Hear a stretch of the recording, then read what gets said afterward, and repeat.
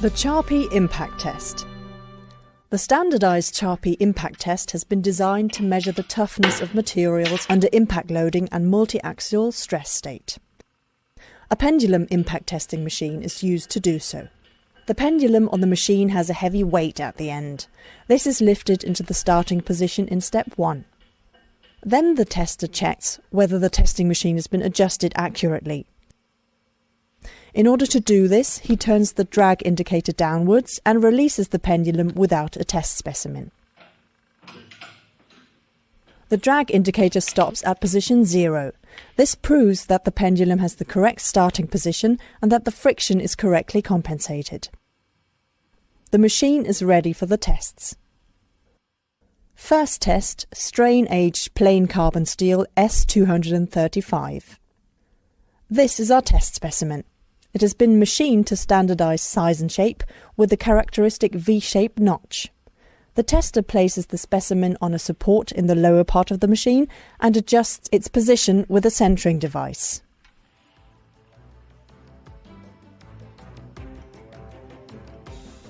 Next, he turns the drag indicator downwards again and checks that everything is prepared correctly.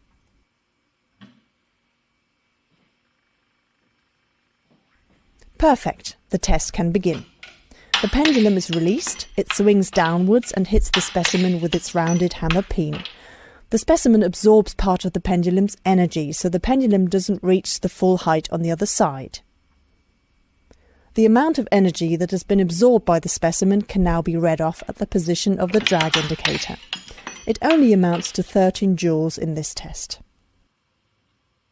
Here is the main principle of the measurement.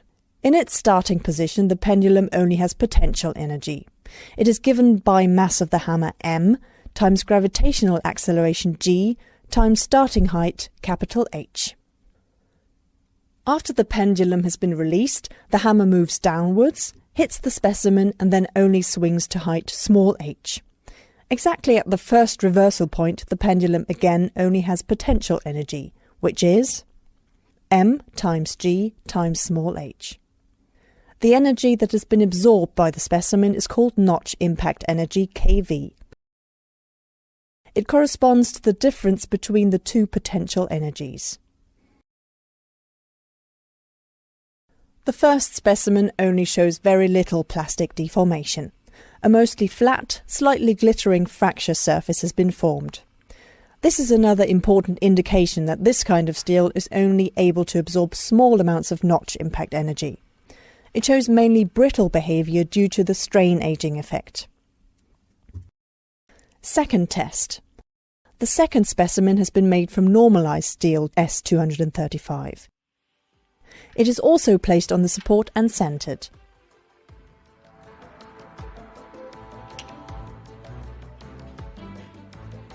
The tester turns the drag indicator to its starting position, rechecks all safety measures and releases the pendulum. This time the impact sounds much deeper and richer. An impressive energy of 182 joules has been absorbed by the specimen. Here the specimen did not break into two pieces. Instead it was pushed through the counter bearings under heavy plastic deformation. In comparison with the strain-aged steel, the normalized steel absorbs much more notch impact energy and behaves in a very tough manner. The Charpy Impact Test is not only carried out at room temperature. Materials with body-centered cubic crystal structure, such as plain carbon steels, show a characteristic S-shaped curve of the impact energy versus temperature. In the so-called upper shelf region, the material absorbs a lot of energy and behaves in a tough manner. At low temperatures, in the lower shelf region, only a small amount of impact energy is absorbed and brittle fractures occur. Metallic materials with a face-centered cubic crystal structure, on the other hand, do not experience a ductile to brittle transition.